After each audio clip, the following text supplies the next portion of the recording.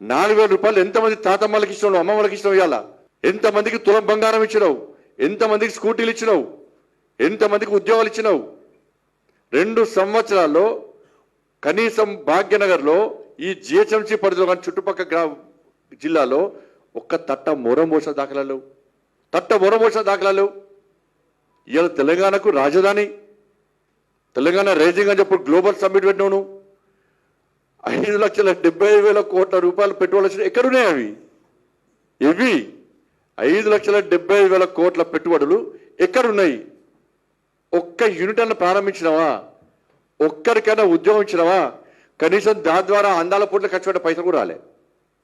Davos 2 సార్లు పోతివి, 2,18,000 కోట్లు వాళ్ళ పెట్టుబడులు వచ్చినట్టు ఏడమైనా అవన్నీ ఏమి? ఇవన్నీ ఎంతమందికి ఉద్యోగాలు ఇచ్చినావు? ఎన్ని పెట్టుబడులు వచ్చినావు? ఎన్ని యూనిట్లు ప్రారంభించినావు? ఇవాళ ఢిల్లీ పోయి ఢిల్లీకి మూటలపై చెప్పి ఇలా కాంగ్రెస్ పార్టీ తెలంగాణ రాష్ట్రంలో సంపాదించిన పెట్టుబడులన్నీ కూడా ఇలా ఏసీసీ భవన్లోకి పెట్టి ఈ దేశంలో కాంగ్రెస్ పార్టీని పెంచి పోషించడానికి తెలంగాణ రాష్ట్రం యొక్క ఆదాయాన్ని పెట్టుబడిగా పెడుతున్నారు కాంగ్రెస్ పార్టీ. టీపీసీసీ కాదది,